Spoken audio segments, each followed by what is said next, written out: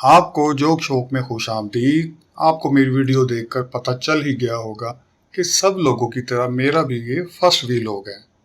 बहुत से लोगों का वीलॉग वायरल हो रहा है, पर मुझे पता है मेरा ये वीलॉग भी मेरी सारी वीडियो की तरह बुरी तरह फ्लॉप होने वाला है। तालीम की बात करें तो लोग सिगरेट पीते हैं तो आदत पड़ जाती है, नस्वार रखते हैं तो आदत पड़ जाती है, पान खाते हैं तो आदत पड़ जाती है। पर मैं बचपन से पढ़ रहा हूँ, आज तक आदत नहीं पड़ी। मेरी ये वीडियो देखकर अगर आपका दिल करे तो वीडियो को लाइक करें, चैनल को सब्सक्राइब करें। अगली वीडियो में फिर मुलाकात होगी। तब तक के लिए इजाज़त, शुक्रिया, खुदा हाफिज।